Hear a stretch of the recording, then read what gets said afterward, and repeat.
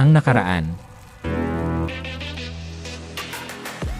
Pinakalma na nga ng mga martial masters ang nagwawalang si Yochon, habang tumayo din naman agad si Jungwon matapos itong matamaan, at ang plano lang pala nito ay nais niyang kunin ang teknik at kontrolin upang kanyang magamit. At napagkasunduan niya nila na magtatay si Yochon at Jungwon sa first place, ngunit nakipagnegosasyon naman si Jungwon sa mga martial masters kung ano ang kanilang maibibigay sa kanya upang piliin niya ang isa sa mga ito bilang mentor.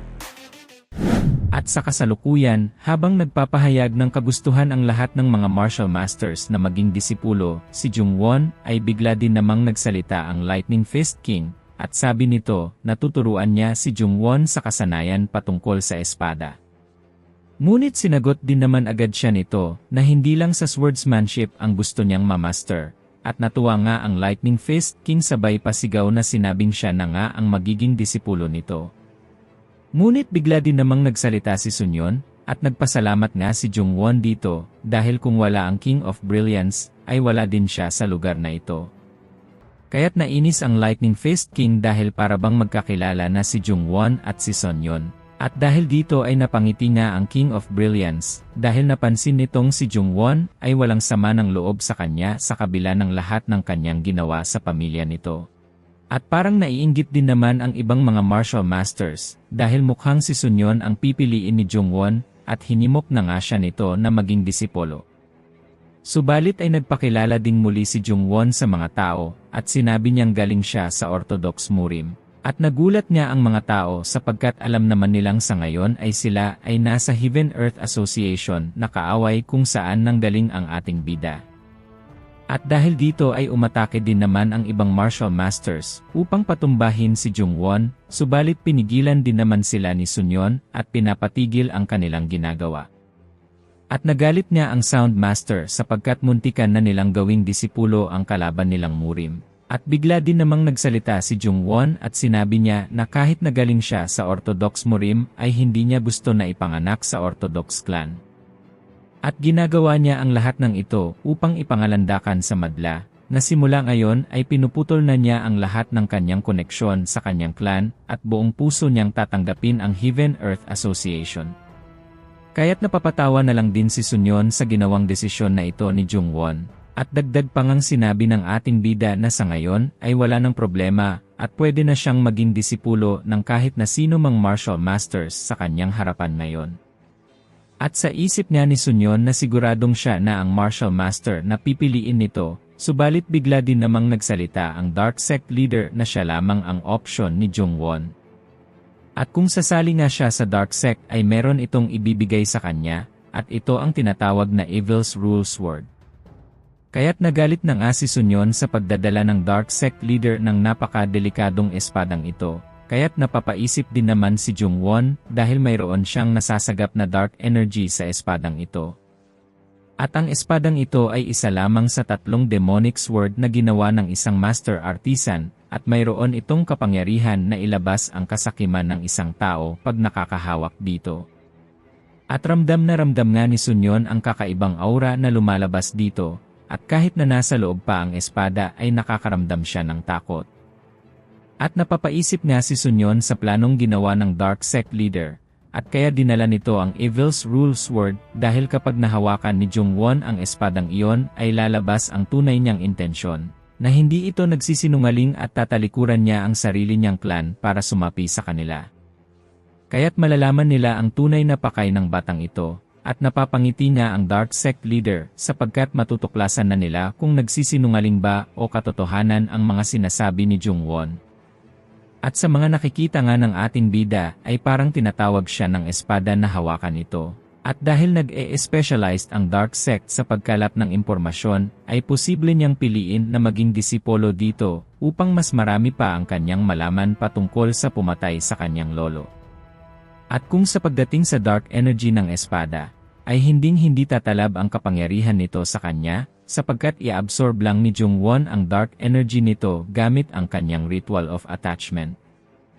At habang itinataas nga ng ating bida ang espada ay bigla din namang nagkalat ang mga dark energy sa paligid, subalit ang espada din naman ay biglang nagsalita. At interesado ito sa ating bida, At nagugulat din naman si Jungwon dahil ngayon pa lang ito nakaharap ng espadang nagsasalita. At sa mga sandaling ito ay ipinakita nga ng espada ang kanyang tunay na hangarin, at ipinakita nga ang kanyang namatay na lolo, noong bata pa si Jungwon.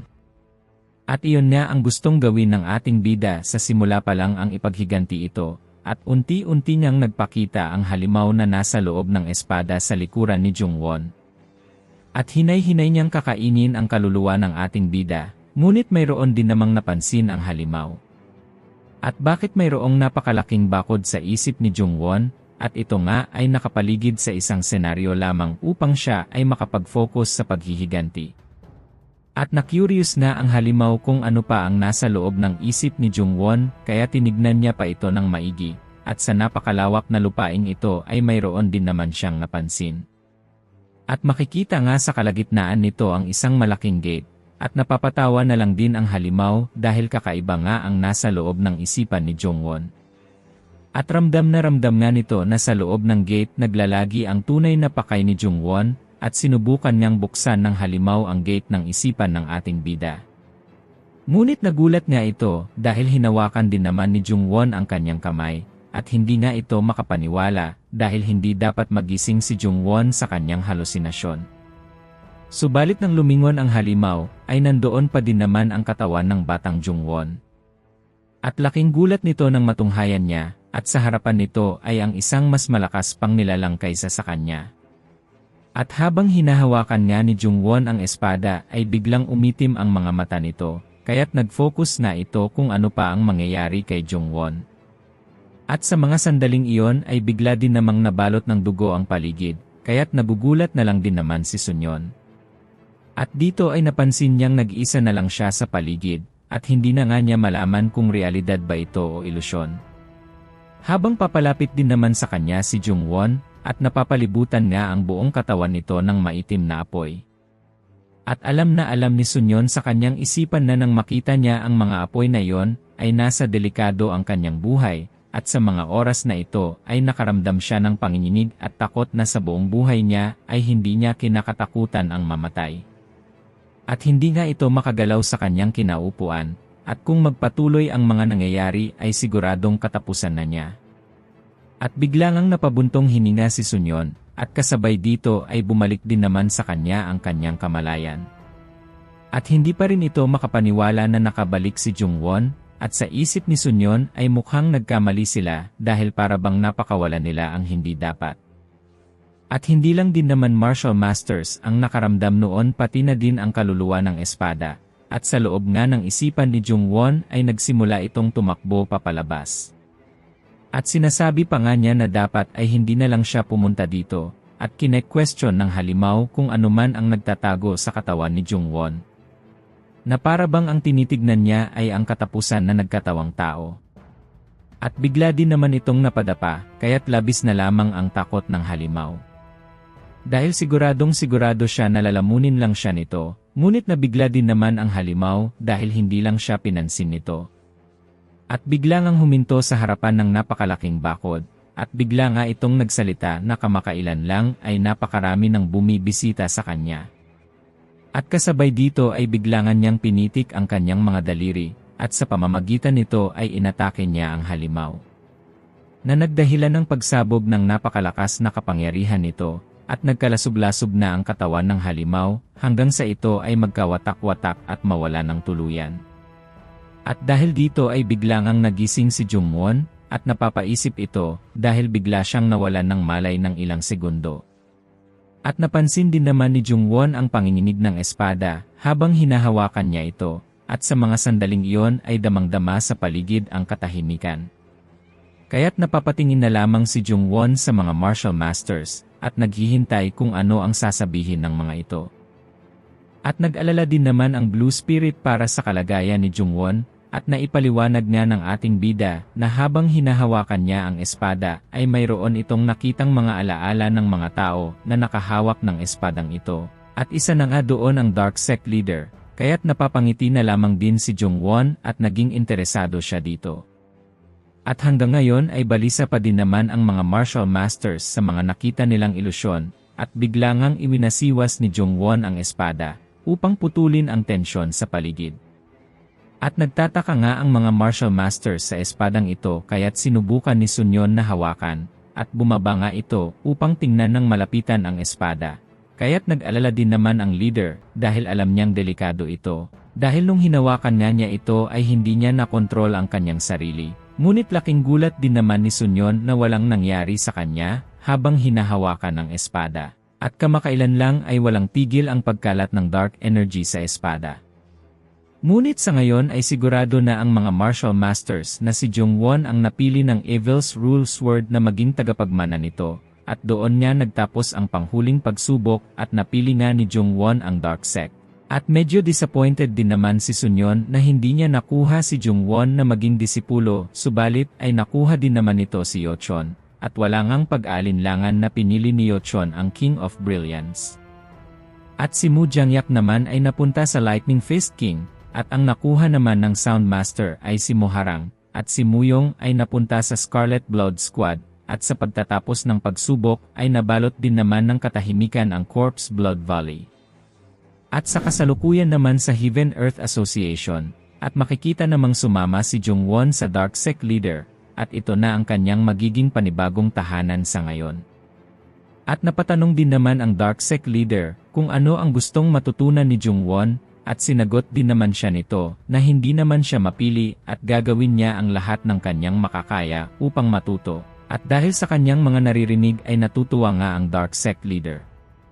Ngunit dahil sa napakalakas na yin energy na kinakailangan upang matutunan ang kanyang martial arts, ay mayroon itong dapat na gawin, at dapat siyang kapunin, kaya't nag-alala din naman si Jung-won. At sa kabilang banda ay makikita naman ang Vice Leader ng Heaven Earth Association, at kinakamusta nga nito ang kalagayan ng Association Leader, at nag-suggest na ito na kumuha sila ng isang magaling na doktor upang gamutin ang kanyang karamdaman. Subalit sinabi din naman ng Association Leader na okay lang siya habang umuubo-ubo pa nga, at mas importante pa sa kanya ang resulta ng pagsubok sa Corpse Blood Valley. At nabanggit din naman ng Vice Leader ang dalawang magkapatid na si Jung-won at si Yeochon.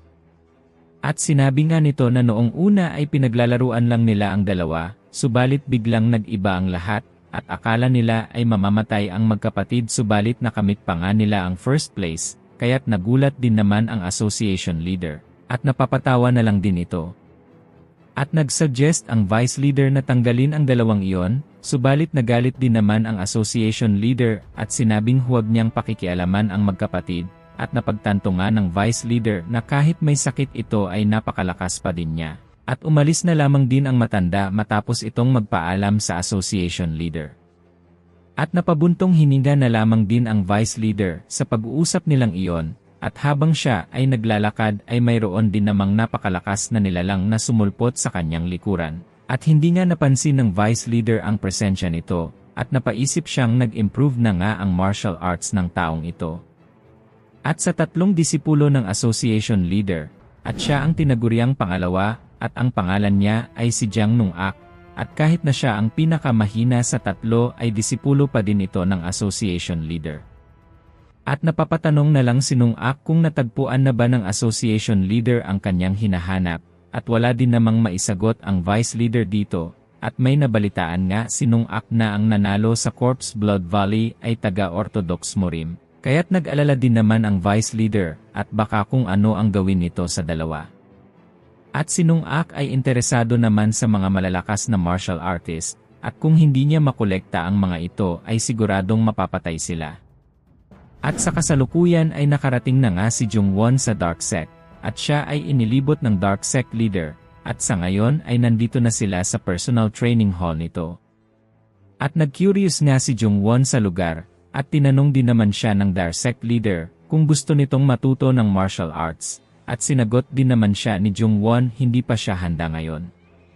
Kaya't ang suggestion nito na gawin na lamang na tagasunod si Jung-won, at nag-aalala nga ang ating bida na kung posibleng matutunan ang martial arts nito ng hindi kinakapon, at panunukso pang sinagot ng Dark Sect Leader na posible din naman. At ang kanyang yin energy ay kinakailangan na lumakas kung gusto nitong hindi makapon, at ang isang lalaki ay mayroong malakas na yang energy na kumukontra sa yin energy kaya't iyon na lamang ang solusyon. At ipinakita nga ng Dark Sect leader ang kanyang kapangyarihan dito. At sinabi nga ni Jungwon na papaano kung gumamit siya ng energy na kapareho ng yin energy, kaya't nagtataka din naman ang Dark Sect leader kung ano ang ibig sabihin nito. At ipinakita na nga ni Jungwon ang kanyang dark energy sa harapan ng leader. At nabigla din naman ito sa pambihirang abilidad ni Jungwon, at hindi niya lubos maisip na makakaya itong gawin ng isang tao. At sa isipan ng Dark Sect leader ay napapasabi nga ito na punong-puno nga ng sorpresa itong si Jungwon.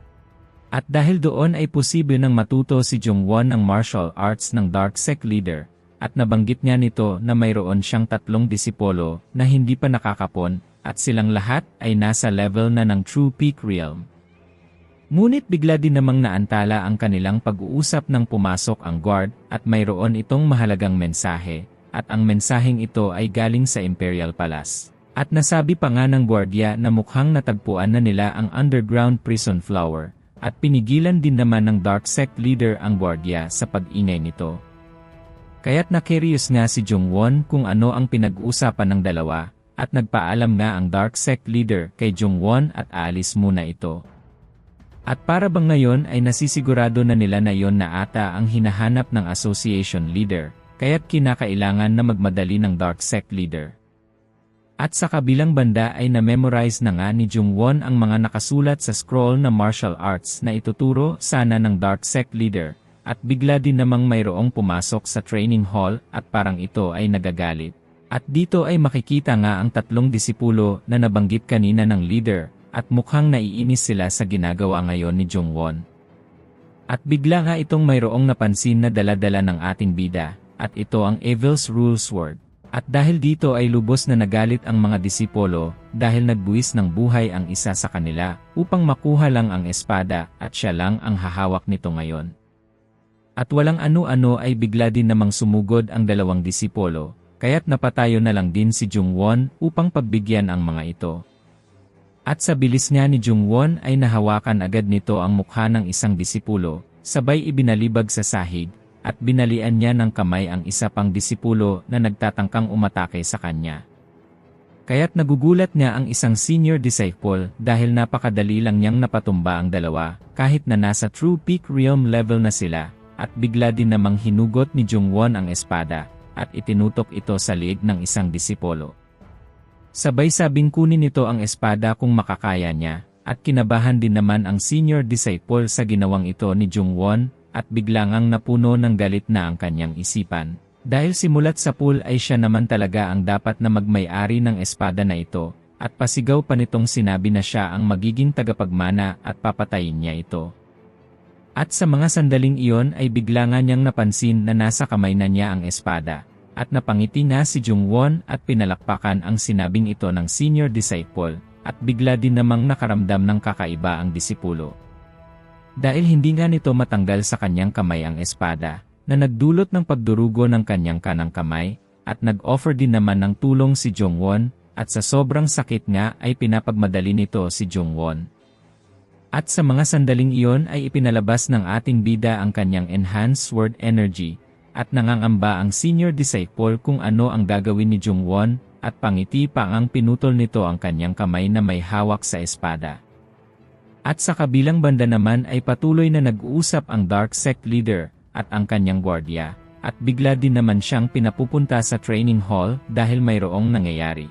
Kaya't medyo nainis din naman ang Dark Sect leader dahil siya ay naistorbo. At nang makabalik na nga ito sa training hall, ay nagulat din naman ito sa kanyang mga nakikita, at nakahandusay nga ang kanyang mga disipolo na parang mga basang sisiyo, at kasama na din ang senior disciple na putol na ang kanyang kanang kamay. Kaya't napapasabi na lang din si Jungwon na maswerte sila at nandito ang Dark Sect leader, at hindi din naman inaasahan ng leader na ganito kalala ang magiging sitwasyon nila, at bigla din namang humingi ng tulong ang senior disciple. At kasabay nito ay sinabi niyang gusto na lang niyang magpakapon, at ganun din ang iba pang mga disipolo, habang sila ay nagmamakaawa sa Dark Sect leader, kaya't napapangiti na nga lang ito, dahil sa wakas ay pumayag na din ang 3. At para bang mayroon pa nga siyang utang na loob sa ginawang ito ni Jungwon. At ang plano nga ng 3 ay unahan nila si Jungwon na magpakapon para sila ang maging opisyal na disipulo, kaya't tuwang-tuwa ang mga ito nang tinanggap ng Dark Sect leader ang kanilang pakiusap. At masayang-masaya din naman ang leader sa kagustuhan ng tatlo. Kaya't pangiti pa ngang sinabi ng senior disciple na tapos na ang pagiging arogante ni Jungwon. Subalit bigla din namang tinawag ng Dark Sect leader ang ating bida at sinabi nito na napakaswerte niya at mayroon na agad itong tatlong disipulo na magiging under sa kanya.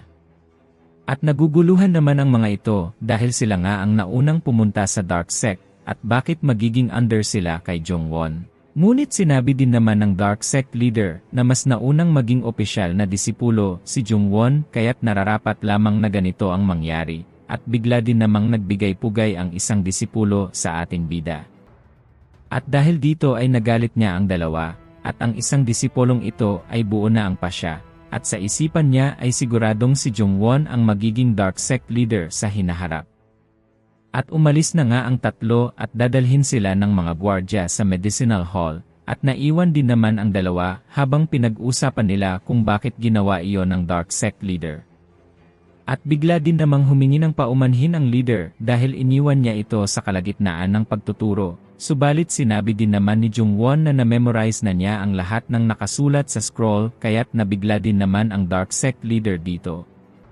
At klinaro pa nga ni Jungwon na wala siyang nakaligtaan ni isa, kaya't bilib naman ang Dark Sect leader dahil nagawa niya yon sa kaunting panahon lamang, at kasabay nito ay binigyan niya agad siya ng uniform. Ngunit bigla din namang mayroong napansin na kakaibang enerhiya si Jungwon sa paligid, kaya't nagpaalam ito sa Dark Sect leader na kung pupwedeng maglakad-lakad muna siya sa labas. Ngunit medyo nagdududa pa din naman ang Dark Sect leader kay Jungwon kaya't binigyan siya nito ng guide sa lugar upang hindi mawala, kaya't napaisip din naman ang ating bida na mahirap din palang kunin ang tiwala nito. At napansin niya ni Jungwon na napakalawak ng palasyo at ang lugar na ito, at mukhang matatagalan siya sa paglilibot-libot, at bigla din namang nagsalita ang gwardiya na huwag na lang siyang pansinin ni Jungwon at gawin nito ang gusto niyang gawin. Kaya't napangiti na lang din ang ating bida dito at nagpasalamat. At napatanong din naman ang Blue Spirit kung bakit napagdesisyonan ni Jungwon na lumabas, at sinagot din naman siya nito na naramdaman ni Jungwon ang enerhiya ni Go-chan, at malapit lang dito ang kinalalagyan noon. At nagulat niya ang Blue Spirit dahil si Go-chan ang sumanib sa katawan ng babaeng assassin, at napapabilib nga sila na napasok nga ni Go-chan ang lugar na ito. At sa paglalakad ni Jungwon ay mayroon naman siyang napansin na napakalakas na enerhiya na nagtutungo sa kanya, at unti-unti na ang nagpapakita ang mga tao na paakyat sa hagdan, at dito ay dala-dala nila si Go-chan, habang ang iba naman ay pasimpleng naglalakad-lakad lang. Kaya't napatanong din naman si Jungwon sa gwardiya kung sino ba ang mga ito, at nagulat nga ang ating bida sa sinabing ito ng guard sa kanya. Dahil ang taong kakasalubungin nila ay ang ikalawang disipulo ng Heaven Earth Association leader na si Jang Nung-ak. At hindi din naman inaasahan ni Jungwon na sa ganitong paraan niya makikita si Go-chan, at unti-unti nga itong nagkaroon ng malay, at siya ay napatingin sa ating bida na para bang nagmamakaawa. At napatawa nga ang dalawang familiar spirit ni Jungwon sa kalagayan niya ngayon, dahil ginamit lang pala nito ang ganda ng katawan ng kanyang nasaniban, at tinukso nga ng dalawang espiritu si Go-chan, kaya't hiyang-hiya nga ito sa kanyang kalagayan ngayon.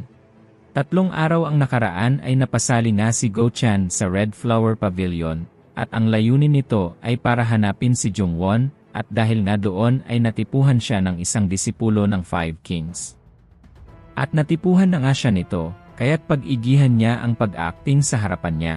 At dahil marunong sa martial arts si Go-chan ay napaisip ito na baka kunin siyang guard ng disipolo. At nagpakilala na nga ito na isa siya sa tagasunod ng ikalawang disipulo ng association leader, kaya't sa ngayon ay kinuha na nga talaga siyang guard nito, subalit ang trato sa kanya ay parang isang babae niya. At sa kasalukuyan habang tawang-tawa pa din ang dalawang espiritu sa kalagayan ni Go-chan, ay napapaisip din naman si Jungwon na malakas din pala ang disipolong ito ng association leader. At wala din namang magandang mangyayari kung kalabanin niya ito kaya't nagbigay-pugay na lang si Jungwon habang dumadaan ang grupo nila. Ngunit nilampasan lamang si Jungwon at hindi siya pinansin. Kaya't napapatingin na lang din ang ating bida sa mga ito. Subalit bigla din namang napahinto si Nung Ak at tinawag niya si Jungwon.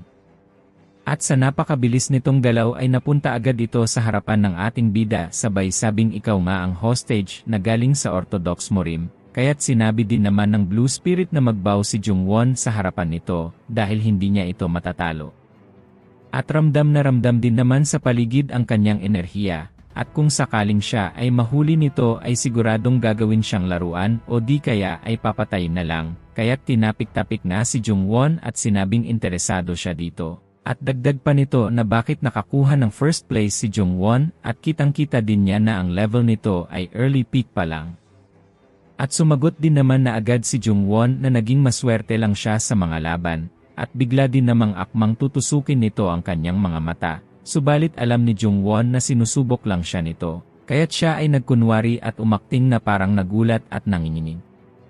At talaga ngang napatunayan na ni Nung Ak na ang level ni Jungwon ay early peak pa lamang, at bigla din naman itong sinuntok ang ating bida ng walang babala, at tumilapon nga itong walang kalaban-laban. Kaya't napapangiti na lang din si Nung Ak at mahina pa si Jungwon, kaya't umalis na lamang din sila dahil nagsasayang sila ng oras sa isang walang kwentang tao, at napabilib din naman ang Blue Spirit sa pagpipigil na ginawa ni Jungwon. Subalit bigla din namang mayroong napansin ang isang tagasunod ni Nung Ak, at para sa isang tao na sobrang takot ay hindi niya namalayan na ang pagtibok ng kanyang puso ay sobrang kalma. At ang pangalan ng tagasunod na ito ay si Mengchon at siya ay mayroong abilidad na malakas na pandinig.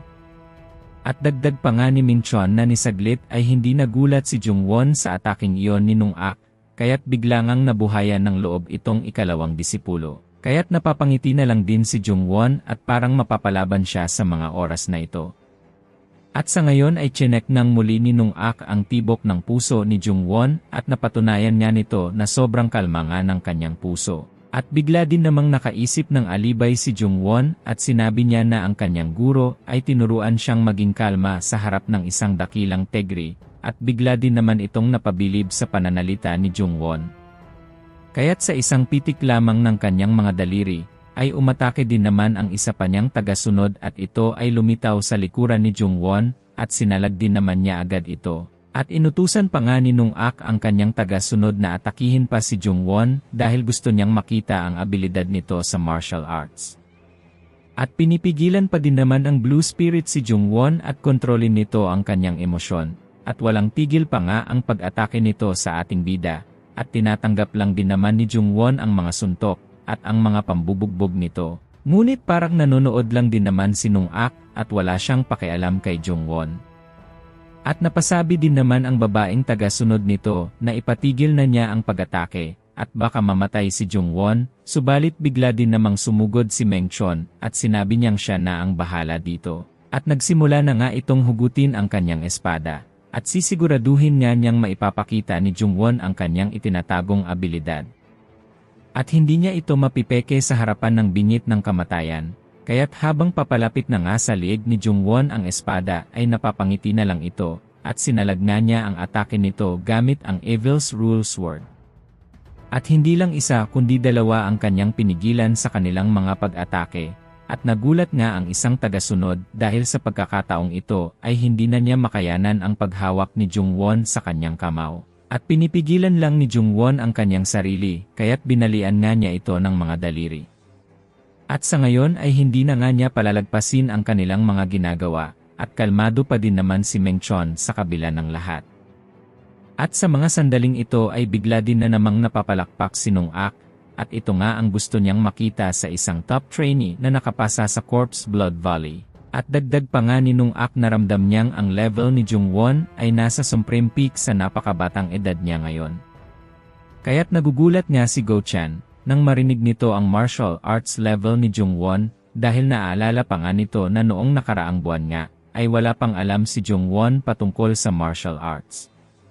At sa isipan ni Go Chan na walang kaalam-alam ang mga taga-Heaven Earth Association na sila ay napasok ng isang halimaw, at napapasabi din naman ang Blue Spirit na sinira ng bulag na si Mengchon ang pagdidisguise ni Jungwon, at bigla din namang nagsalita si Nung Ak na sumapi ito sa kanyang grupo. Kaya't napapasabi din naman ang Blue Spirit na wala nang magagawa si Jungwon kundi tanggapin ang ini o offer nito, at gayon din naman ang iniisip ni Go Chan dahil baka maging delikado ito para sa kanya. Subalit bigla din namang tumanggi si Jungwon dito. At sa sandaling iyon ay biglang tumahimik ang paligid, subalit nagalit din naman si Nung-ak at inulit pa nga niya ang kanyang sarili kung hindi ba siya nito naririnig, at sa pagtanggi niyang ito ay magdudulot nga ng kanyang kapahamakan. Kaya't nag-alala din naman si Go Chan sa kahihinatnan ni Jungwon, subalit nagsalita din naman ang ating bida na kung gusto ni Nung-ak na maging leader ng Dark Sect, ay dapat na wala muna siyang gawin sa ngayon. At napangiti nga ito sa ginawang suggestion ng ating bida, at gusto pa niyang marinig ang mga sasabihin ni Jungwon. At dahil ay bago pa lamang siya dito at galing siya sa Orthodox Murim, at kung siya ay makakasali agad sa isang grupo ay magdududa sa kanya ang Dark Sect leader. At bigla din namang binola ni Jungwon si Nung-ak, na ito ang pinakamalakas sa tatlong mga tagapagmana, at kung sakaling dumating na ang oras na siya na ang maging leader, ay sasapi na nga si Jungwon dito, at napabilib na si Nung-ak sa sinabi nito. At sa susunod nilang pagkikita ay dapat na nakuha na ni Jungwon ang tiwala ng Dark Sect leader, at hindi nga makapaniwala ang babae na hinayaan lang ito ni Nung-ak. Kaya't napapabilib na lamang si Mengchon sa abilidad ni Jungwon at hindi lang sa martial arts, kundi sa pagiging matalino din nito. At naalala pa nga nito sa mga oras na malapit nang tumusok ang kanyang espada sa liig ni Jungwon, ay ramdam niya na hindi lang iyon ang totoong potensyal na ipinakita ng ating bida sa kanila. At habang tinitignan din naman ni Jungwon ang bulag na taong iyon, ay napapasabi siya sa Blue Spirit, na gusto niya itong patayin dahil sagabal siya sa kanyang mga plano. At napatanong din naman ang Blue Spirit kung ano ang gagawin nila kay Go Chan, subalit inutusan din naman ito ni Jungwon na tingnan muna ang grupo ng ikalawang disipolo gamit ang kanyang secret sound transmission technique. At nabanggit din naman ng Blue Spirit na mas mahinahon siya ngayon na lumalaban, at sinabi nga ni Jungwon na dahil mayroong ibang taong nanonood sa kanila. At dito nga ay makikita na naghihintay sa isang tabi si Soyeon at patago-tago pa nga ito. At naguguluhan niya si Soyeon kung ano ang kanyang gagawin dahil naibigay nga niya ang kanyang plaki ng pagkakakilanlan at hindi niya alam na galing pala ito sa Orthodox Murim. At nabanggit din naman ng gwardya na kung alam ba nito na si Jungwon ay nasa level na ng Supreme Peak Realm. Kaya't nakapag-isip-isip nga si Soyeon kung ano ang magandang gawin sa mga oras na ito. At alam niya namang hindi magsisinungaling si Nung-ak sa totoong level ni Jungwon. At kahit na anong mangyari ay kinakailangan niyang mapasapi si Jungwon sa kanya.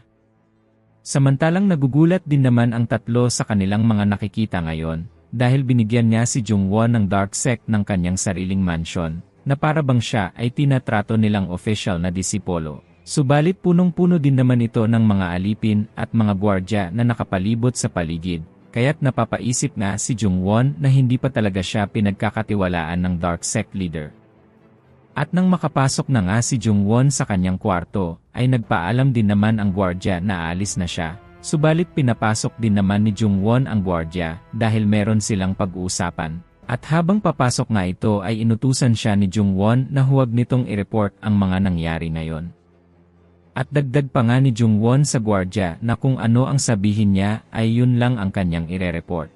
Ngunit tumanggi din naman ang gwardya sa kung ano ang gustong ipagawa ni Jungwon sa kanya. At pinagbantaan naman niya si Jungwon at ire-report din niya ang mga sinabi ngayon ng ating bida. Subalit nang papalabas na ito ay ginamitan din naman agad siya ni Jungwon ng Ritual of Attachment at dinaganan siya nito sa sahig habang may nakatutok na espada. At inilagay nga ni Jungwon ang espadang ito sa kanyang kamay upang malaman kung ano ang totoong hangarin nito. At nang magising na nga ang gwardya, at binanggit din naman ni Jungwon na gusto pala ng guard na ikasal sa isa ding babaeng guard at gumawa ng bahay sa labas ng Dark Sect. At nagugulat nga ang gwardya kung paano ito nalaman ni Jungwon. At ito nga ay sa pamamagitan ng Evil's Rule Sword.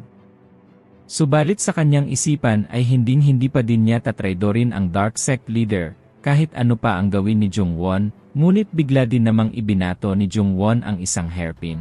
At iyon nga ang paru-parong hairpin na kanyang ibinigay sa babaeng guard. At kung hindi pa siya sumunod sa mga iuutos ni Jungwon ay ulo na ng babae ang kanyang dadalhin, kaya't dahil dito ay takot na takot din naman ang guard.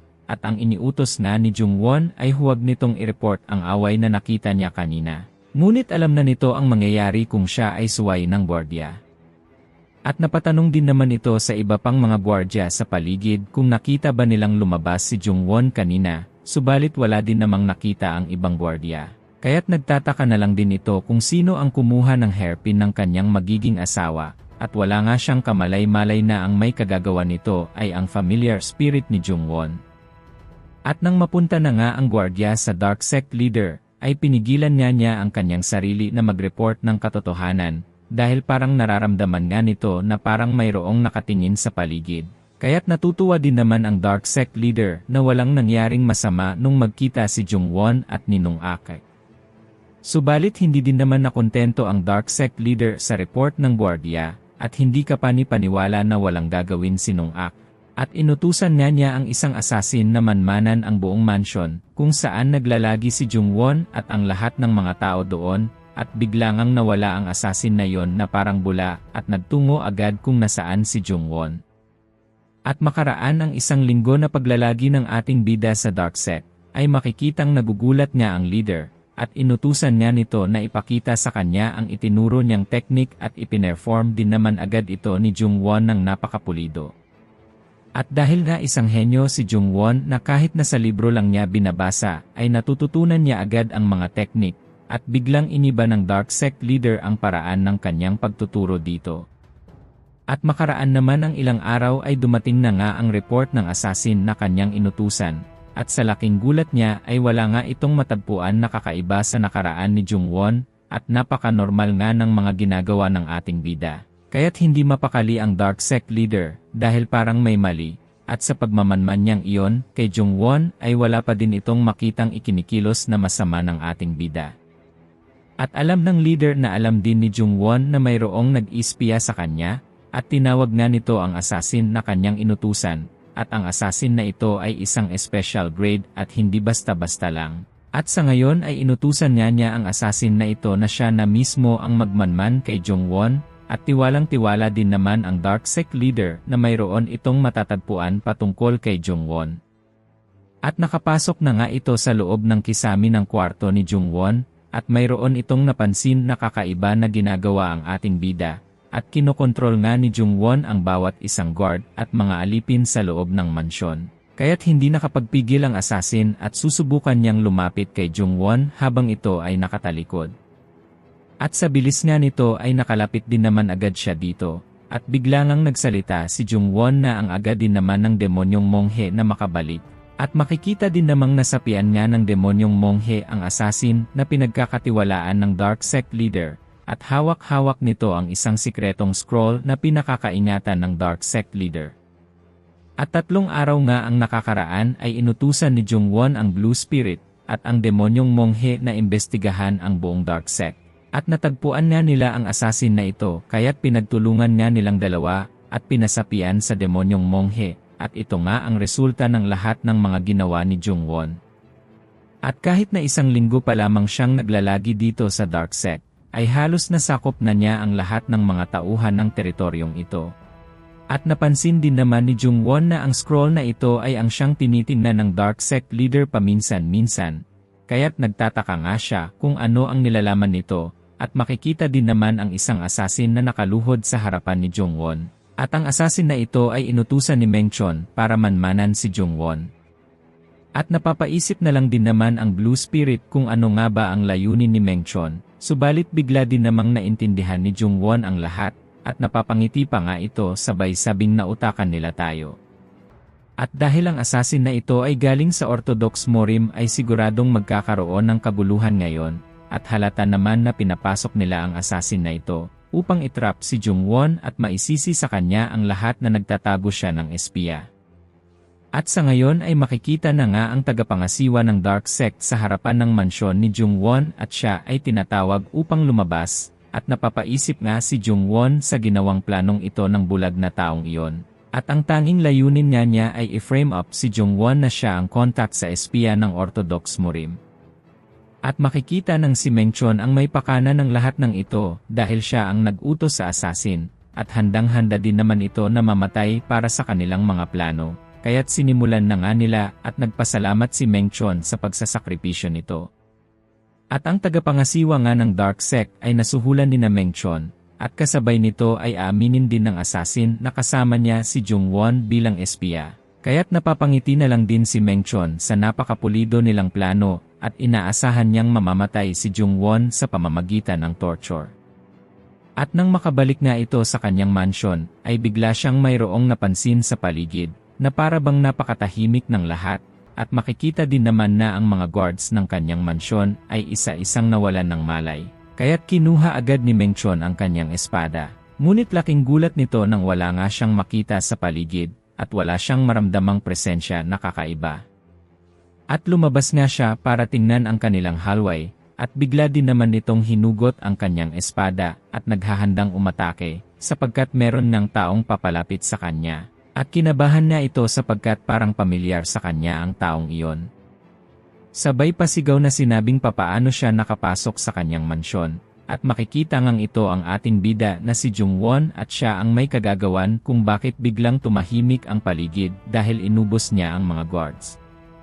At sa pagkakataong ito ay binigyan din naman siya ng regalo ni Jung-won, at nasalo din naman agad ni Meng Chon ang inihagis ni Jung-won, at ito ang ulo ng assassin na kanyang inutusan.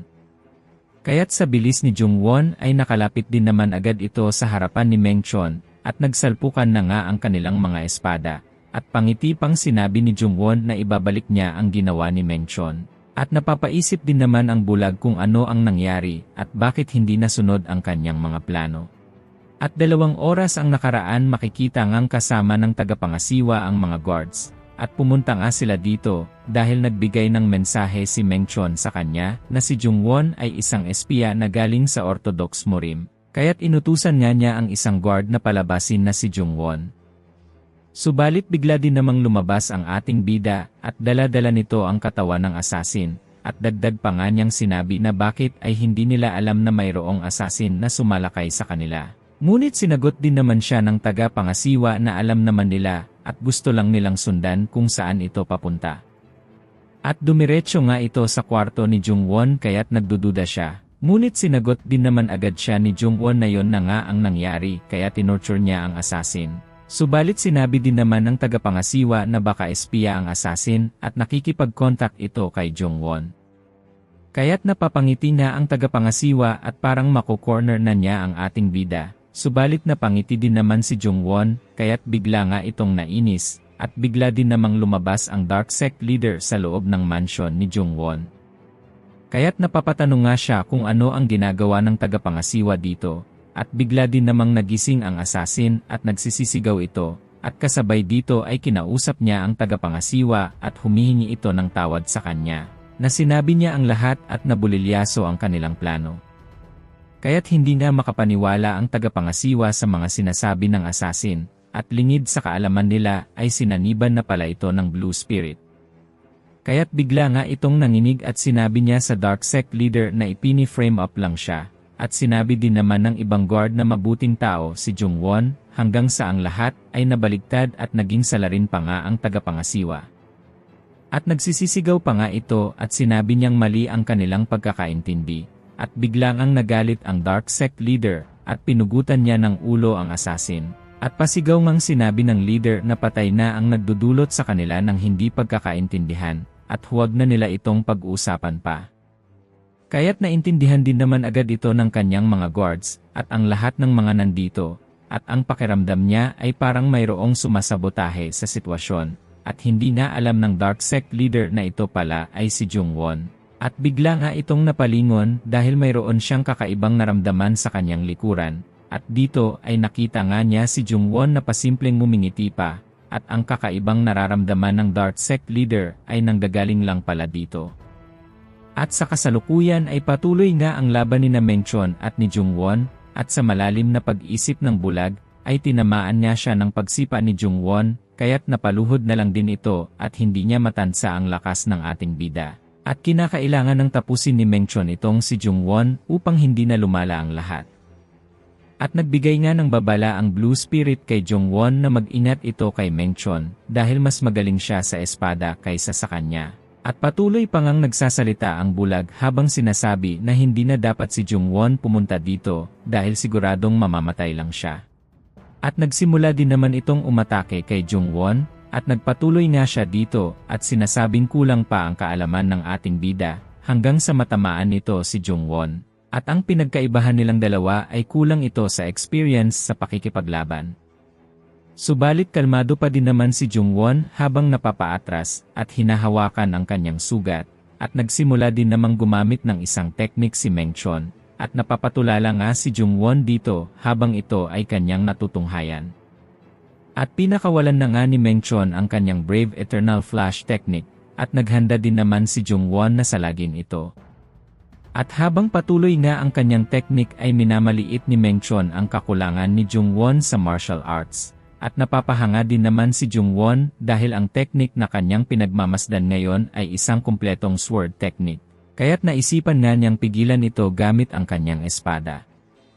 At isa-isa nga niyang sinalag ang bawat ataking ito, at sa sobrang dami nga noon ay lalong nag-focus si Jungwon, at napapangiti nga ang ating bida sabay sabing napakasaya naman nito. At labis ang saya na kanyang nararamdaman ngayon, dahil sa wakas ay ganito ang pakiramdam na labanan ang isang totoong martial master.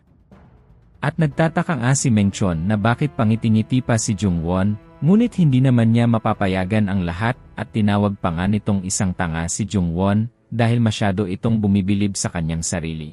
At dagdag pa ngang sinabi ni Mengchon na yon ang magiging dahilan ng pagkamatay ni Jungwon. At nang papalapit na ang espada nito sa liig ni Jungwon ay napangiti din naman ang ating bida, at ginamit ni Jungwon ang thought-shattering technique, na nagdahilan ng pagdulas ng espada nito sa kanyang liig. At lalo pang ang nag-enjoy si Jungwon sa laban nilang ito. At hindi din naman maintindihan ni Mengchon kung ano ang nangyari, at hindi niya natamaan si Jungwon, at dahil dun ay gumanti nga ang ating bida at sinipa niya ang bulag, at napapaatras nga si Mengchon dahil malakas din ang tama niyang iyon. At ang teknik na ginamit ni Jungwon ay ang Ritual of Expulsion, at napapabilib nga ang Blue Spirit dahil ang teknik na ito ay tinutulak naman kung sino ang kanyang target. At napapaisip nga ang Blue Spirit na hindi pa gaanong kabisado ni Jungwon ang teknik na ito, dahil tinamaan pa din ang kanyang liig ng kaunti. At sinabi din naman ni Jungwon na gusto pa niyang maglaro, subalit kulang na ang kanyang oras, at nasabi nga ni Mengchon na kinakailangan na din niyang tapusin ang laban na ito, at ginamit niyang muli ang kanyang ultimate technique. At napapangiti na lang din si Jungwon sa pag-atake niyang ito, dahil parang naubusan na si Mengchon ng technique. At bigla din namang ginaya ni Jungwon ang teknik niyang ito, kaya't hindi nga makapaniwala si Mengchon na nagawa ito ni Jungwon. At ang teknik na ito ay hindi basta-bastang naituturo, dahil napakahirap nga nitong mamaster. Kaya't nangangamba nga si Mengchon na sa bingit ng kamatayan ni Jungwon ay nakaya pa din itong matutunan ang teknik ng kanyang kalaban. At papalapit na nga ang ataking iyon ni Jungwon sa kanya, at sa isip niya ay napapasabi ito na imposible ang kanyang mga nakikita. Hanggang sa tuluyan na nga siyang tamaan ng atake ni Jungwon, kaya't siya ay umatras na lang ng umatras sa sunod-sunod na paggamit nito ng teknik. At naisip nga ni Mengchon na ang kalaban niyang ito, na si Jungwon, ay may abilidad na kumopya ng teknik at mas palakasin pa ito.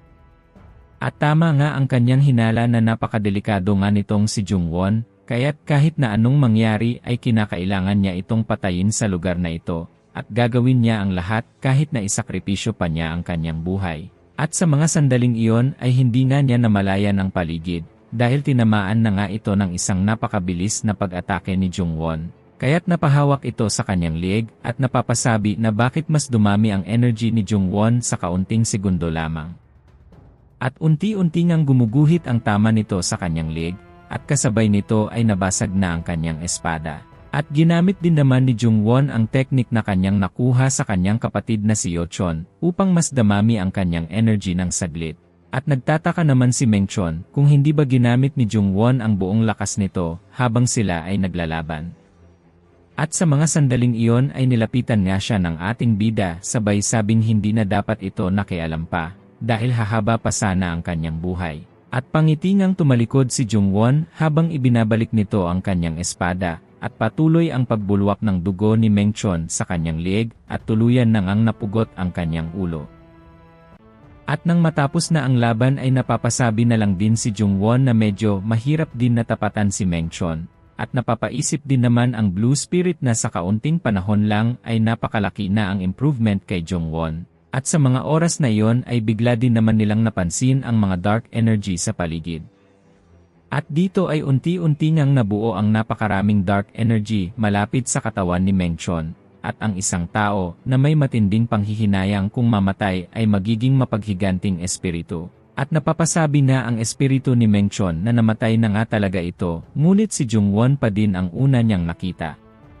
Kaya't lubos na lang ang galit ng mapaghiganting espiritong ito, ngunit tinitignan lang din naman siya ni Jungwon, kaya't napatigil ito ng saglit at meron siyang nahalata. At sinubukan nitong pumunta sa kaliwa, at sinundan din naman siya ni Jungwon, at nang pumunta din siya sa kanan, ay sumunod lang din naman ang ating bida.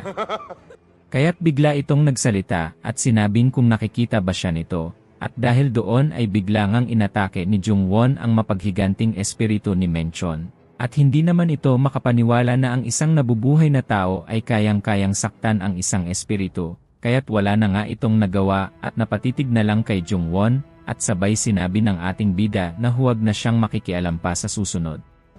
At sa kasalukuyan naman sa mansion, kung saan naglalagi si Jungwon, ay bumalik din naman agad ito matapos ang kanyang laban, at nang siya ay papasok pa lamang ay meron itong naramdaman. At nakita nga ni Jungwon na naghihintay sa kanya ang Dark Sect Leader. At kinwestiyon niya siya nito kung saan ito nanggaling sa oras ng gabi. At ang kanyang pakiramdam na kakaiba patungkol kay Jungwon ay unti-unti na nga niyang napapatunayan. Kaya't sumagot din naman si Jungwon na wala siyang alam sa sinasabi nito, subalit bigla din namang lumitaw ito sa kanyang harapan at nakatutok na nga ang espada sa kanyang leg. At sa sitwasyon ngayon ni Jungwon ay wala na nga siyang magagawa sapagkat nabuking na nga siya ng Dark Sect Leader. At nakadepende naman sa isasagot ni Jungwon kung bubuhayin niya ito o papatayin dahil malaki na ang kanyang hinala. Subalit bigla din naman siyang nagulat sa biglang sinabi ni Jungwon. At kasabay dito ay tinanong nga ng ating bida kung ang Dark Sect Leader ay sumasamba sa isang relihiyon na tinatawag na Zoroastrianismo. Kaya't nagulat nga ang leader sa impormasyong ito na kanyang narinig kay Jungwon. At napapasabi ito sa kanyang sarili na bakit niya ito nalaman.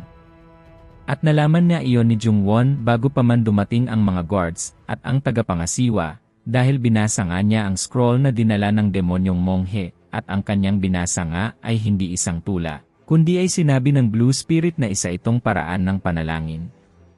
At dahil may alam nga ang Blue Spirit dito, ay nabanggit niya na ang mga taong ito ay kulto na sumasamba sa apoy, at ang kultong ito ay nagkamit ng napakaraming kamatayan sa paligid. Kaya't napaisip nga si Jungwon na sa impormasyong ito na kanyang nalaman ay mayroon na siyang alas laban sa Dark Sect Leader. At sa kasalukuyan niya habang sinasakal ng leader si Jungwon ay bigla itong napangiti, sabay sabing hindi niya ito balak na patayin, subalit ngayon ay hindi na ito mag-alinlangan sa buhay ni Jungwon. At napapasabi na ang Blue Spirit na huwag niya itong babanggitin dahil ang mga miyembro ng kultong iyon ay handang mamatay para lang sa kanilang relihiyon. Kaya't nasabi nga ng Dark Sect Leader na hindi niya alam kung mayroon pang ibang mga tao na may alam na isa siyang miyembro ng Zoroastrianismo, kaya't sa ngayon sa pagpatay kay Jungwon ay mababawasan na ito. Subalit laking gulat niya nang bigla din namang mayroong binigkas si Jungwon.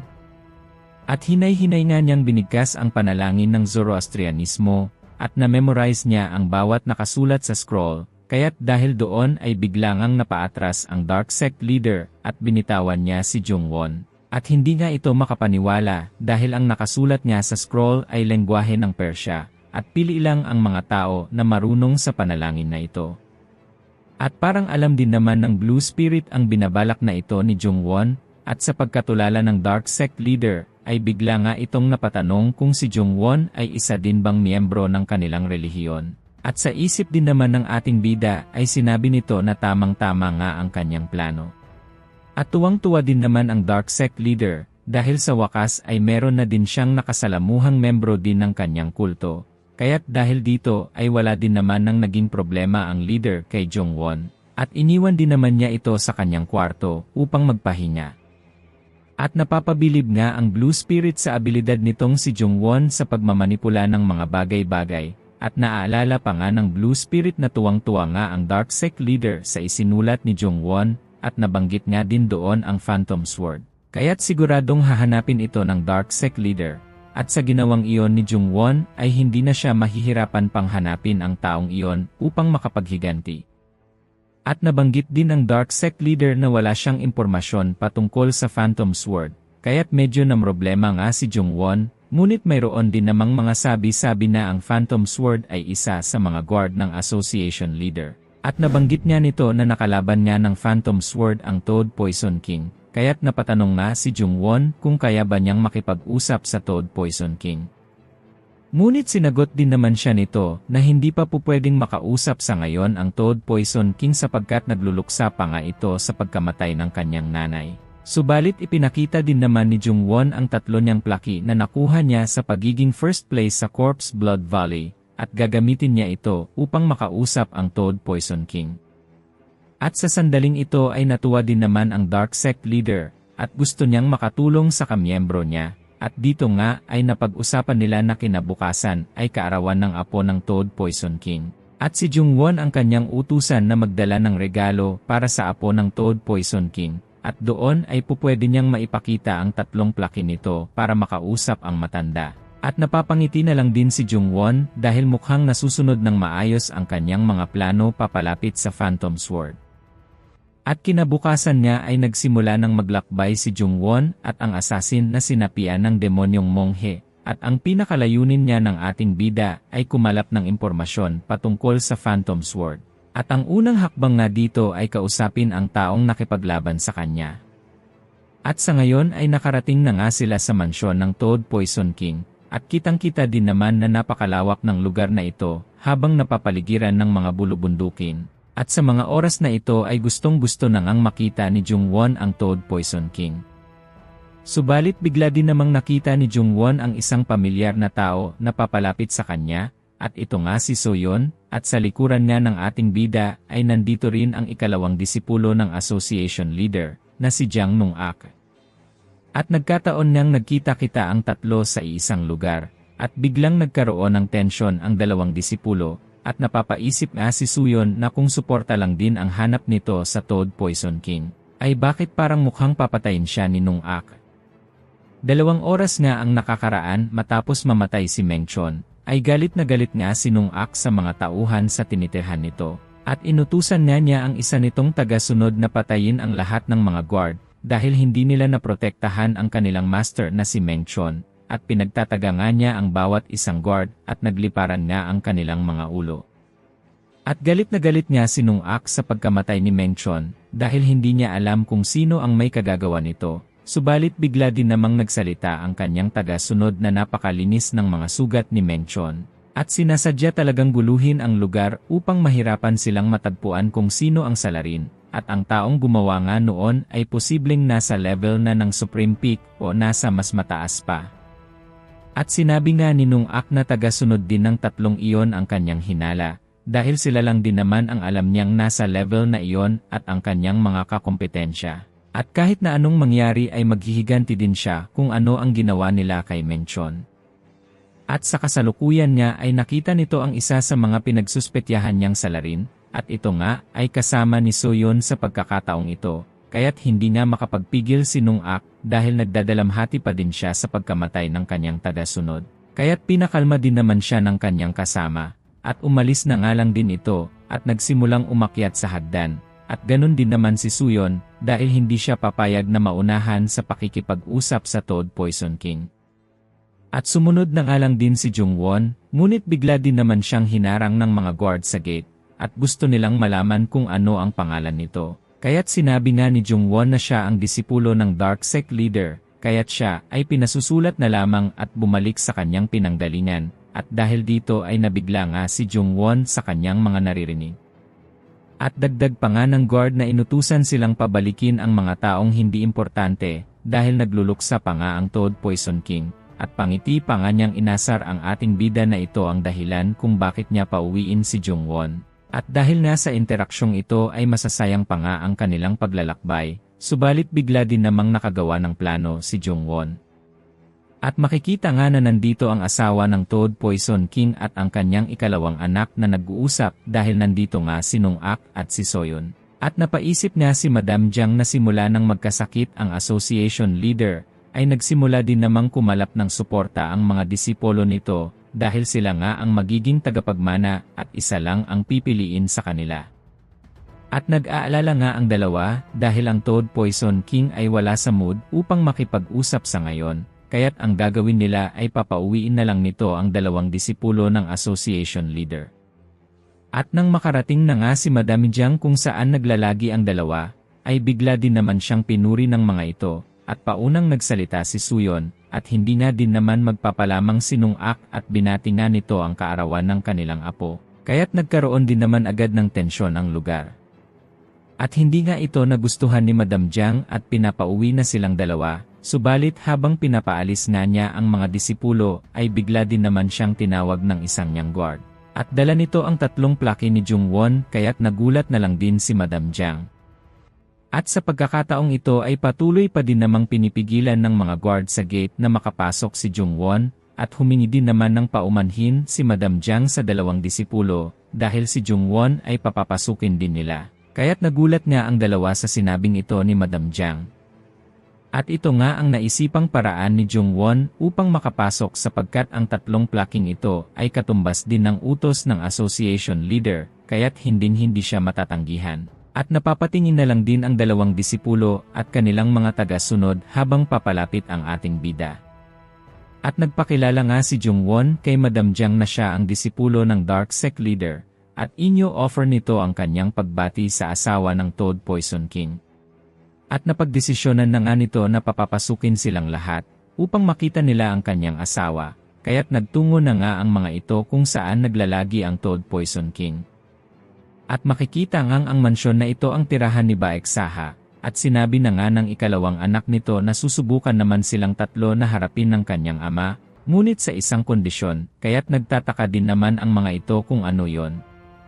At ang kondisyon ngang sinasabi nito ay dapat na sila na mismo ang pumasok sa kwarto, at nang binuksan na nga ng anak ang pintuan at lumabas din naman ang kakaibang amoy ng poison dito, at bigla ngang napaatras ang dalawa dahil sa napakalakas na poison sa loob.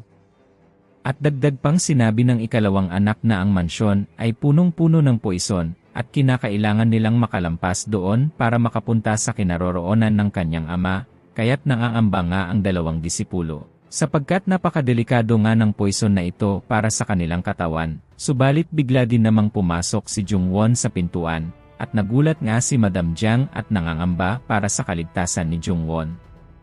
Subalit parang walang silbi na din ang kanilang pag-aalala sapagkat napapangiti lang si Jungwon, at kasabay nga nito ay inisa-isa niyang banggitin ang lahat ng mga sangkap ng poison na kanilang nalalanghap ngayon. At tinanong naman niya ang mga ito kung pupwede na siyang makapasok. Kaya't napapatulala na lang din si Madam Jiang at sabay sinabing isang ang tunay na henyo si Jungwon. At kahit sa paglanghap lang nito ay nalaman na agad niya ang lahat ng mga sangkap at ito ay maituturing na isang tunay na talento. At sa mga nakikita nga ni Madam Jiang ay nagustuhan nga niya si Jungwon at papayagan na nga niya itong makapasok dahil sa abilidad na kanyang ipinakita. At dahil nga si Jungwon lamang ang nakakatiis sa poison, ay kinakailangang gumamit ng inner energy ng dalawang disipulo para makapasok dagdag pa ng ikalawang anak. At tuluyan pa ngang binuksan ang pintuan ng mansyon, at nagsimula na nga silang baybayin ang hallway nito, at kahit na ginagamit ng dalawa ang kanilang inner energy, ay ramdam pa rin nila ang poison. At pangiti-ngiti lang din naman si Jungwon na naglalakad kasama nila.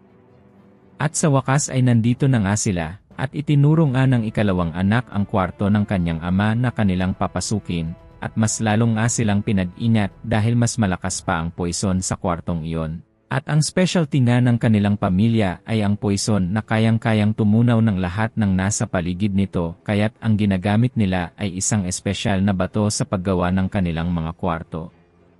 Kaya't napapasabi nga si Nung-ak na naintindihan na niya ang association leader kung bakit sinabi nito na ang Toad Poison King ang pinakadelikado sa lahat ng mga 5 kings. At nagpaabiso na nga ang ikalawang anak sa kanyang ama na nandito na ang 3. At bigla din namang nagsalita si Nung-ak at sinabi niyang hinihingi niya ang suporta nito. Ngunit hindi din naman magpapahuli si Soyeon at sabay silang nakiusap dito. Subalit napapatawa lang din naman sa loob ang Toad Poison King sa ginagawa nilang dalawa, at bigla nga itong nagbigay ng hamon sa kanila na papayagan nito ang kanilang mga hiling kung mapapagalaw siya ng mga ito sa kanyang kinalalagyan. Kaya't napapangiti din naman si Nung-ak at sinabi niyang napakadali lang naman ng kanyang hamon, subalit ang hindi nila inaasahan ay bigla silang napasukan ng dugo sa napakalakas na konsentrasyon ng poison na lumabas galing sa kwarto. At nag-aalala din naman ang ikalawang anak sapagkat ginagamit nga ng kanyang ama ang ultimate poison technique nito. At napapasabi pa nga ito sa kanyang sarili na wala nga talagang plano ang kanyang ama na ibigay ang kanyang suporta sa kahit na sinong disipulo ng association leader, at mas pinalakas pa nga ng Toad Poison King ang ginagawa niyang technique, at mas lalo pa nga niyang hinamon ang mga ito. Ngunit mayroon din naman itong napansin, at nakita nga niya si Jungwon na unti-unting papalapit sa kanya, subalit parang nakafocus na si Jungwon sa isang bagay lamang habang siya ay naglalakad.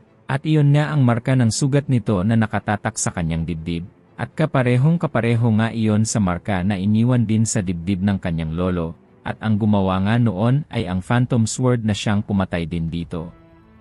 Kaya't nang makaharap na nga ni Jungwon ang Toad Poison King, ay sinabi nga nito na hinihiling niya ang maturuan ni Baek Saha, kaya't napapatulala na lang din ang matanda sapagkat natitiis nga ni Jungwon ang kanyang ultimate poison technique. At nagtataka nga ang Toad Poison King kung bakit natitiis pa ni Jungwon ang kanyang ultimate technique, subalit napapatanong din naman si Jungwon na kung ito na ba ang ikinokonsidera niyang malakas na poison. Kaya't dahil dito ay hinugot nga niya si Jungwon papalapit sa kanya, at kasabay dito ay naisarado nga ang pinto ng kanyang kwarto. At ginamitan din naman agad ng Toad Poison King ng palm poison technique si Jungwon, subalit wala pa din naman itong epekto sa ating bida. Kaya't napapasabi na lamang ang Toad Poison King na imposible ang kanyang mga nakikita. At dagdag pa ni Jungwon na ang kanyang katawan ay resistant sa poison, at pakikitaan nga siya nito kung ano ang poison na nasa kanyang dugo, kaya't bigla din namang nagalit ang Toad Poison King. Sapagkat ang layunin nga ng kanyang buhay ay maging human poison, at hindi pa niya ito nakakamit sa ganitong edad, subalit hindi pa din naman siya nakapagpigil at tinignan nito ang dugo ni Jungwon. At nagulat nga ito sapagkat hindi na nagsisinungaling ang ating bida, at sa mga sandaling iyon ay bigla din namang nabalot ng kakaibang aura ang kanyang katawan. At siya naman ang napasukan ng dugo ngayon, at dahil dito ay nagsimula na nga siyang maniwala na ang buong katawan ni Jungwon ay gawa sa poison, at bigla din naman itong nawalan ng malay. At dahil dito ay nangangamba nga si Jungwon at baka mamatay ang Toad Poison King at hindi na niya ito matanong patungkol sa Phantom Sword. At bigla din namang napasabi ang Blue Spirit na gamitin ni Jungwon ang Heaven Earth Essence na nakuha niya sa Corpse Blood Valley bilang isang reward, at ipinalunok na nga niya ito sa Toad Poison King. At ang gamot na ito ay parang isang himala at sa ngayon ay magsisilbi ito upang tanggalin ang lahat ng poison sa katawan ni Baek Saha. At sa pagkakataong ito ay sinabi din naman ni Jungwon na huwag nitong pipigilan ang pagdaloy ng gamot. At makikita din naman na punong-puno ng pangamba ang mukha ng Toad Poison King. At naaalala pa nga niya noong kabataang pa nito na marami na ang namatay sa kanilang pamilya at hindi pa nila nakakamit ang level ng ikawalong realm ng poison arts.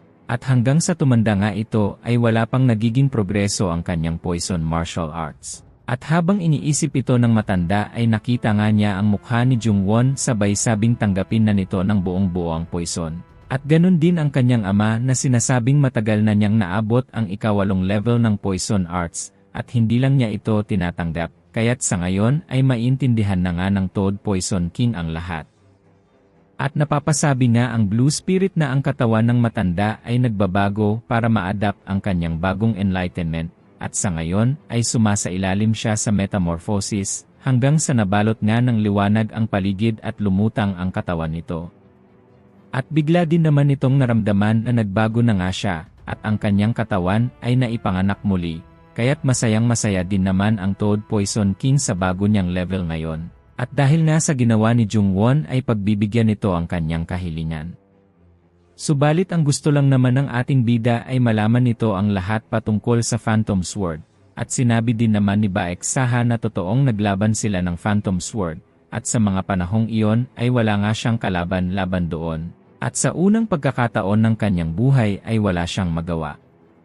At sa pagkakataong iyon ay hindi na niya maipaliwanag kung gaano kalakas ang Phantom Sword, at hindi din naman naituloy pa ang laban, dahil sinabi nga ng Phantom Sword na mayroon siyang injury na iniinda. At ang injury na ito ay dulot niya ng poison arts, kaya't napatanong din naman ito kung sino ang kanyang nilabanan upang magkaroon ng ganitong klaseng injury.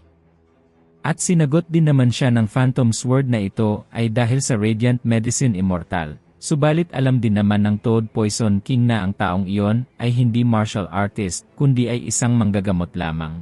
At sa mga sandaling iyon ay binigyan niya siya ng Phantom Sword ng isang bagay, at ito ay nagbilin sa kanya na ibalik ang bagay sa nagmamay-ari nito at kasabay na ang mensahe na siya ay nagambala.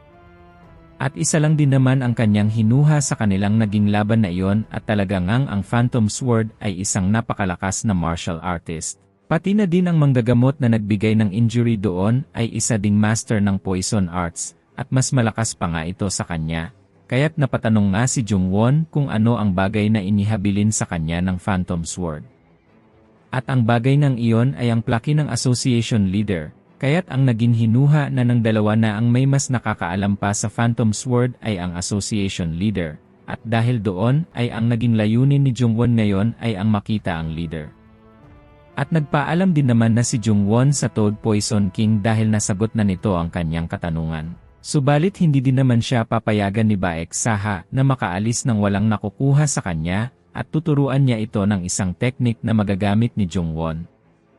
Habang sa labas naman ay patuloy pang ang naghihintay ang dalawang disipulo, at bigla nga silang natuwa dahil unti-unti ngang bumubukas ang pintuan ng kwarto. At nagulat nga ang lahat nang makitang bumata na ang katawan ng Toad Poison King. At sa pagkabigla nga ng dalawang disipulo ay napaisip sila na may bago ng martial master ang Heaven Earth Association, at hindi nila sasayangin ang oras na ito at kukunin nila ang suporta ni Baek Saha.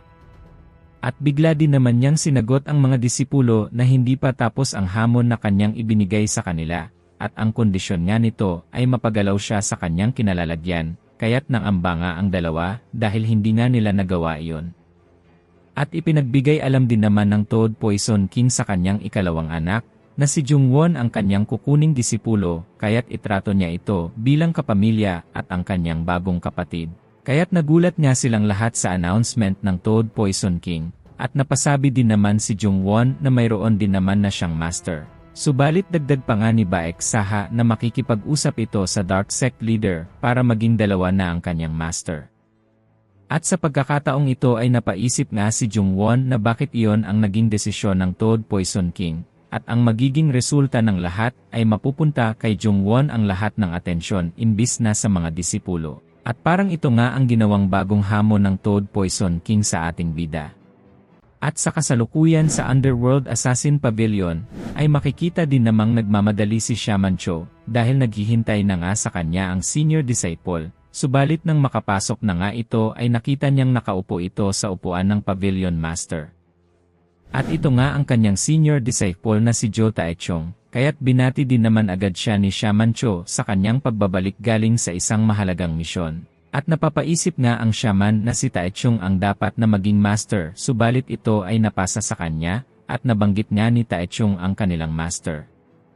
At kasabay nito ay galit nga niyang sinabi na gustong-gusto talaga ni Shaman Cho ang pagiging pavilion master, at bigla din naman nitong ipinakita ang bangkay ng dating master nila. Kaya't napaatras nga si Shaman Cho, at mukhang nabuking na nga ang kanyang mga plano. At sa mga sandaling ito ay bigla din namang umatake si Taechung, at ginamit nito ang kanyang familiar spirit upang hulihin si Shaman Cho. Kaya't bigla din naman siyang tinanong ni Taechung kung sino ang nagsumon sa kanilang master, at alam din naman niya na hinding-hindi ito makakaya ni Shaman Cho, subalit hindi din naman niya ipagkakanulo si Jungwon. At alam naman niya na hanggang dito lang ang maaabot ng kanyang abilidad, subalit kakaiba ang kanyang naramdaman sa batang si Jungwon, at susuportahan niya ito kahit ikamatay pa niya. Kaya't napag-isipan niya ni Shaman Cho na lumaban na lang, at hinding-hindi niya matatraidor ang tiwala na ibinigay ni Jungwon sa kanya, kaya't napapasabi na nga lang si Taechung na wala itong binatbat sa kanya. Subalit kahit gayon pa man ay lalaban pa din si Shaman Cho. At sa kasalukuyan naman ay parang mayroong narinig si Jungwon kaya't ito ay napatulala, at bigla nga siyang mayroong isang naalalang tao. At kinagabihan niya ay lumabas na si Jungwon at ang demonyong monghe, at dito ay nakasalubong nga nila ang isang tao, at nagpakita nga si Woharang, na siya ding tagasunod ni Soyeon, at may problema nga ito kay Jungwon dahil sa ibinigay na plaki ni Soyeon dito. At hinamon na nga siya ni Woharang sa isang duelo, at kung sino ang mananalo ay siyang magkakamit ng plaki. Subalit napatawa din naman si Jungwon at sinabi nito na nagsiselos lang si Woharang sa kanya. Kaya't nagalit nga ito at bigla niyang inatake sila Jungwon. Subalit sa bilis ng ating bida ay nakalapit din naman ito sa harapan ni Woharang, at bigla niyang hinawakan ang espada nito habang ginagamitan ng poison arts, at kasabay nito ay dali-dali din naman itong natumba at natalo ni Jungwon. At sa di kalayuan ay nanonood niya ang tagasunod ni Nung-ak, at hindi siya makapaniwala na napakadali lang na tinalo ni Jungwon ang isang malakas na martial artist na yon na disipulo din ng King of Brilliance. At ang gagawin niya ng babae ay ire-report niya agad ito kay Nung-ak, subalit ang hindi niya inaasahan ay bigla din namang may lumitaw na isang misteryosong tao sa kanyang tabi. At nangangatog niya ang kanyang katawan sapagkat nasa likod na nga niya ito, at hindi pa niya naramdaman ang kanyang presensya. At kasabay dito ay sinabi nga ng misteryosong tao na kinakailangan ng magpahinga ng babae. At sa kabilang banda ay kinuha na nga ni Jungwon ang plaki, at sinira ito sa harapan ni Woharang kaya't labis na lang ang panlulumo nito, at pinapaalis na nga din ito ni Jungwon sa kanyang harapan. Subalit mayroon din namang napansin ang ating bida, dahil ang babaeng nanonood sa kanya kanina lamang, ay biglang nawala ang presensya. At sa napakabilis na pangyayari ay bigla din namang natumba ang demonyong monghe, subalit wala din namang maramdamang kalaban si Jungwon sa paligid, ngunit bigla din namang mayroong lumitaw na tao sa likuran nito. At nang lumingon niya si Jungwon ay bigla itong naglaho, at parang pinaglalaruan na nga lang siya nito sapagkat pabulong pangang sinabi ng tao na yon na mali ang kanyang tinitingnan. Ngunit nandito din naman ang Blue Spirit para kumpirmahin ang mukha ng taong ito. Kaya't dahil dito ay binati na agad ni Jungwon ang misteryosong tao, at sinabi niyang ay ikinagagalak niya itong makita, at siya nga ang unang disipulo ng association leader, na si Nayolang.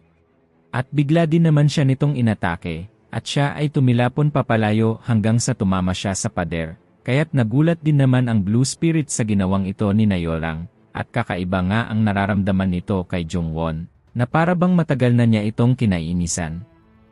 At makikita din naman na punong-puno ng dugo si Jungwon at saglit lang din niyang nasalag ang atake ni Nayolang. Kaya't nag-alala nga ang Blue Spirit at sinabi nito kay Jungwon na nasa ibang level na ito. At si Nayolang nga ay nasa evolutionary realm na, at ang mga martial artist na nasa level na ito ay lumalampas na sa kapasidad ng katawan ng tao. At ang enerhiya na kanilang tinataglay ay napakapayapa subalit kahit na anong oras ay pupwede itong sumabog. At sa isang saglit niya lang ay pinalibutan ni Nayolang ng kanyang enerhiya ang buong paligid, at doon ay inatake din naman agad nito si Jungwon, subalit nakailag din naman siya ng kaunti. At makikita ngang ang atake nito ay sobrang lakas na nahati pa nga ang isang building sa likuran. At pangiti-ngiti lang din naman si Nayolang habang pinaglalaruan si Jungwon, at sa mga napakabilis na pag-atake nito ay wala nang magawa ang ating bida kundi salagin na lamang ang mga ito. At kahit na mababa ang kanyang level ay medyo nakakahabol pa din siya sa mga atake. Kaya't napapabilib nga si Nayolang dahil si Jungwon pa lamang ang nakakasabay sa kanya sa isang laban. At papalapit din naman na ang espada ni Jungwon kay Nayolang, subalit nasalag niya lang din ito at tumilapon naman si Jungwon, at sa bilis nga niya ay nasa harapan niya agad si Jungwon, at inatake nga nito ang kanyang kanang kamay. At masayang-masaya nga ito dahil gusto pa niyang pahirapan ang ating bida.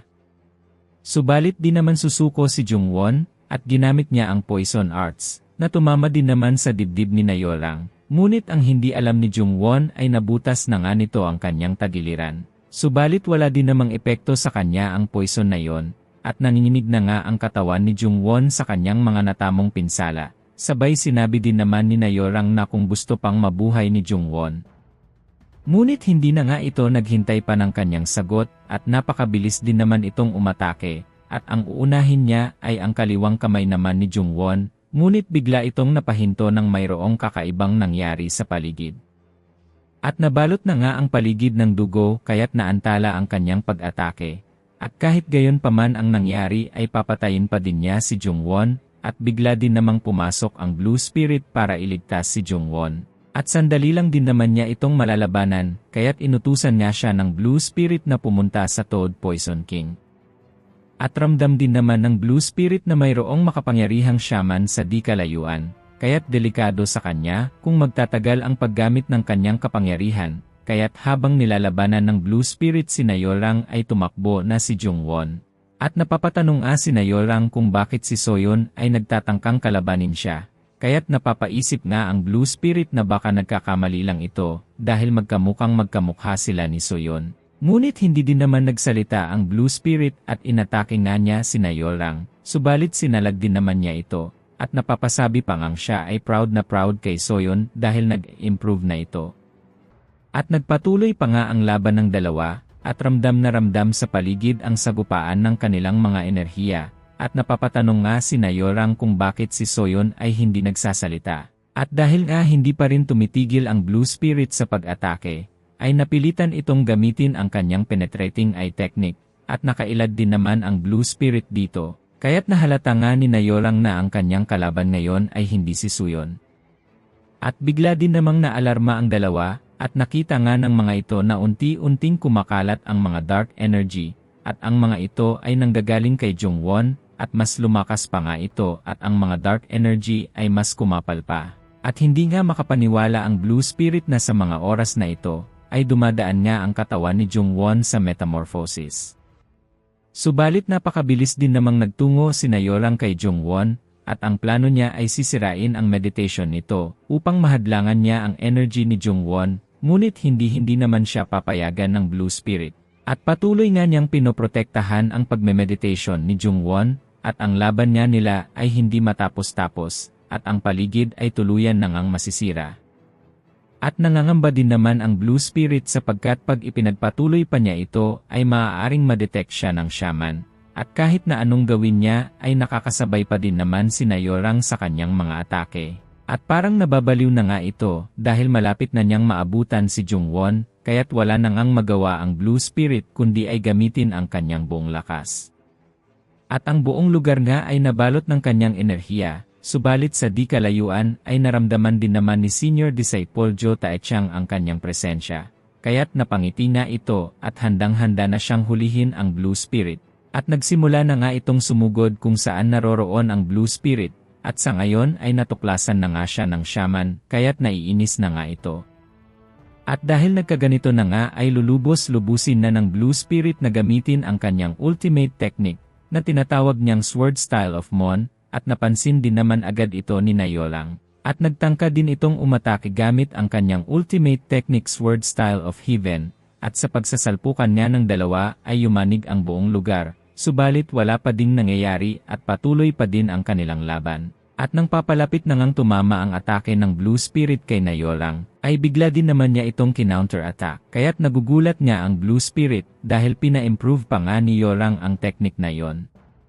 At bigla din naman silang napahinto ng saglit, dahil ang enerhiya ngang ipinapakita ngayon ni Jungwon ay napakatindi at nakakakilabot, kaya't hindi na nga magpapapigil pa si Nayorang at papatayin na niya si Jungwon. Subalit sa natitirang lakas ng Blue Spirit ay pipigilan pa din niya ito, at nagdulot na ito ng pagdurugo ng buong katawan niya, at si Nayorang ay napahinto ng kaunti dahil dito. Subalit ang lahat ng pagsisikap na iyon ng Blue Spirit ay biglangang nawala ng silbi, sapagkat nagawa pa din naman ni Nayorang na sipain ang espada patungo kay Jungwon. Kaya't napapasigaw na lamang ang Blue Spirit dahil hindi na niya ito maaabutan, at makikita nga na ang espada ay nakatarget na sa ating bida, subalit bigla din namang lumabas ang kamay ni Jungwon. At nahuli nito ang espada na kanyang hinahawakan na ngayon.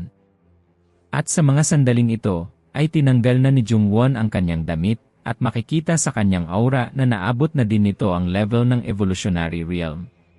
At hindi nga din makapaniwala si Nayorang at ngayon pa lang siya makakaramdam ng ganitong klasing enerhiya, at ang tinataglay nga ni Jungwon ay purong kadiliman at karahasan lamang. At tinawag pa nga siya ni Nayorang na parabang isa siyang demonyo. Kaya't napangiti na lang din si Jungwon at ipinalabas ang kanyang enerhiya na tinatawag niyang demonic energy.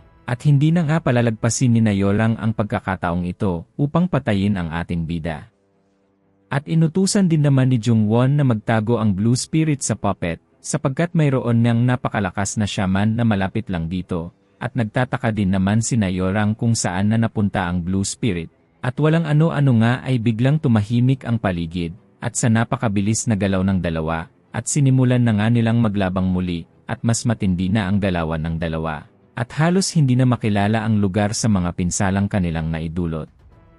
At para bang patas pa din naman ang kanilang laban, at ang bawat teknik na pinapakawalan ng dalawa ay pareho nilang nasasalad, kaya't mas lalong nag-focus si Jungwon sa kanyang susunod na atake. At bigla nitong nakita ang liwanag sa kaliwang balikat ni Nayorang, at ito nga ay palatandaan na isang opening at dapat niya itong itarget, subalit ginamit din naman ni Nayorang ang kanyang penetrating eye. At dahil dito ay nailagan niya ang ataking iyon ni Jungwon.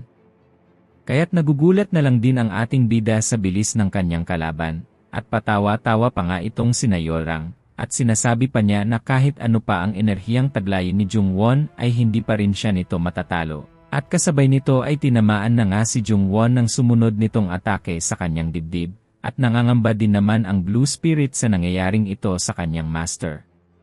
Subalit bigla din namang sumulpot ang Toad Poison King, kaya't napalingon niya si Nayorang at sinabing kahit sumali pa ito. At dahil doon ay hinawakan niya ni Jungwon ang kanyang kamay, at hindi na niya ito mahugot, at sa likuran niya ni Nayorang ay pinigilan niya ng Toad Poison King ang kanyang pag-atake. Subalit bigla din namang napasagot ito at sinabing kung makialam si Baek Saha ay ituturing na din niya itong kalaban. At hindi din naman makapaniwala ang Toad Poison King sa naging desisyong ito ni Nayorang. At sinabi din naman ni Jungwon na hawakan nito ang kamay ni Nayorang at huwag niyang bibitawan. At wala din naman na itong magawa at hindi na siya makagalaw kaya't hinedbat na lang niya si Jungwon at napapatawa na lang din si Nayorang sa estratehiyang ito ng dalawa. At ang gagawin niya ni Jungwon ay isasalin niya ang kanyang poison sa katawan ni Nayorang at dahil dito ay bigla din siyang nangamba. At sa wakas ay nawalan na nga ito ng malay. At gusto pang ang patayin ni Jungwon si Nayorang subalit sinabi din naman ng Toad Poison King na kung gagawin nila ito ay papatayin sila ng association leader. Kaya't tumigil din naman ang ating bida sapagkat ayaw niyang lumala pa ang sitwasyon. At sa mga sandaling ito ay dinukot niya ni Jungwon ang mga mata ni Nayorang. At dahil ay magiging magkalaban na sila sa hinaharap ay tinanggal na nito ang kanyang mata dahil sa sobrang nakakainis ng penetrating eye technique nito. At nagugulat din naman si Baek Saha sa ginawang ito ni Jungwon. At pinalunok nga ng Toad Poison King si Nayorang ng isang gamot na magtatanggal sa lahat ng poison sa kanyang katawan. At dahil dito ay humingi nga ng tawad si Jungwon dahil napasali pa nga ito sa gulo niya. Subalit sinabi din naman ng Toad Poison King na hindi din naman niya pababayaan ang kanyang disipulo. Kaya't hindi nga makapaniwala si Jungwon dito dahil mas gugustuhin pa nga niyang ipagtanggol ang kanyang pamilya kahit na malakas pa ang maging kalaban nito. At bago sila magpatuloy ay tatanungin din naman ni Baek Saha si Jungwon at ang una nitong katanungan ay bakit sila naglaban at sinagot din naman siya ni Jungwon na siya ay inunahan nitong atakihin. At wala din namang malay si Jungwon kung ano ang rason ni Nayorang, at ang pangalawang katanungan nito ay kung kailan siya nakaabot ng evolutionary realm, at sinagot din naman siya ni Jungwon na habang sila ay naglalaban. At hindi nga din makapaniwala si Baek Saha sa talentong tinataglay ni Jungwon, kaya't naiintindihan niya nito si Nayorang kung bakit naging interesado ito kay Jungwon. Kaya't napangiti nga ito at sinabi sa kanyang sarili na napakaswerte niyang naging disipulo nito si Jungwon.